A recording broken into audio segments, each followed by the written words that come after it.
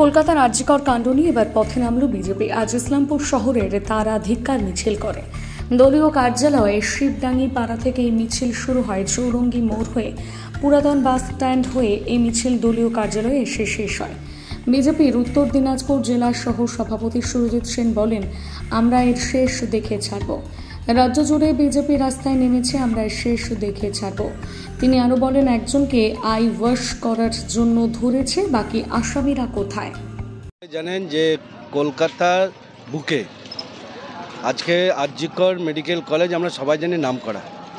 সেই মেডিকেল কলেজের একজন মহিলা ডাক্তারকে যেভাবে ধর্ষণ করে নৃশংসভাবে খুন করা হয়েছে এবং এখনও পর্যন্ত তাজ্জব হয়ে যায় যে শুধুমাত্র আই ওয়াশ করবার জন্য একজনকে গ্রেপ্তার করে বাকি আসামিরা কোথায়, তাদেরকে এখনও পর্যন্ত গ্রেপ্তার করা গেল না কেন? আজকে একটার পর একটা ধর্ষণের ঘটনা রাজ্য জুড়ে হচ্ছে এবং শুধু ধর্ষণ নয়, নির্মমভাবে তাদেরকে খুন করা হচ্ছে এবং এই খুনের আসামিদেরকে আজ অবধি না গ্রেপ্তার করা যাচ্ছে আর না তাদেরকে গ্রেপ্তার করে দৃষ্টান্তমূলক শাস্তি দেওয়া হচ্ছে।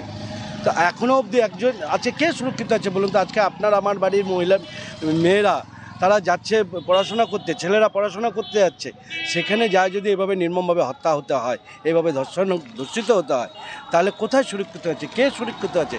গোটা দেশে প্রতিটা জেলায় জেলায়, গোটা রাজ্যে প্রতিটা জেলায় জেলায় এই ধরনের ঘটনা প্রায় প্রতিনিয়ত ঘটে চলেছে এবং এটা চলছে কেন? মুখ্যমন্ত্রীর প্রশ্রয়ে। আমি কেন বলছি মুখ্যমন্ত্রীর প্রশ্রয়ে? আজকে উনি একজন নারী মুখ্যমন্ত্রী। উনি যখনই কোনো ধর্ষণের ঘটনা ঘটে উনি কি বলেন? সামান্য ঘটনা, বা আমার দুষ্টু ভাইরা একটু দুষ্টুমি করেছে, তার জন্য উনি আবার টাকাও করেছে ধর্ষণে। তো যে রাজ্যের নারী মুখ্যমন্ত্রী সে ধর্ষণের বিরুদ্ধে যদি এই ধরনের মন্তব্য করে, তো এই ধরনের যারা ধর্ষণকারীরা তারা তো একটা উৎসাহ পাবে। এবং আপনি দেখাতে পারবেন এই বিগত কয়েক বছরের মধ্যে এই বাংলাতে এত নারী ধর্ষিত হয়েছে, একটা আসামিকে দৃষ্টান্তমূলক কোনো শাস্তি দেওয়া হয়েছে? আমরা দেখি যখন ইউপির মতো রাজ্যে ইনকাউন্টার করা হয়, ধর্ষণকারীদেরকে ইনকাউন্টার করে দেওয়া হয়, তাদেরকে ফাঁসি দেওয়া হয়, কিন্তু আমাদের এই রাজ্য ব্যতিক্রম।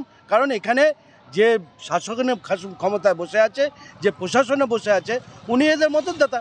উনি যেভাবে বক্তব্য রাখছেন এবং ঘটনা ঘটার পরেই তদন্ত না করে হয় প্রেমজ্যোতির ঘটনা, নয় ওর মহিলাটার চরিত্র খারাপ, নয় ধর্ষণকারী একটা ছেলে খেলামো করেছে, একটা বাচ্চামো করেছে, এই বলে উনি তাদেরকে প্রশ্রয় দিচ্ছে। একটাও যা ধর্ষণে আজকে অবধি একটা দৃষ্টান্তমূলক শাস্তি হয়নি। এরই প্রতিবাদে শুধু আমাদের ইসলামপুর নয়, গোটা রাজ্য জুড়ে আজকে রাস্তায় বিজেপি নেমেছে এবং আমরা এর শেষ দেখে ছাড়বো। আমরা এবার ছাড়ছি না।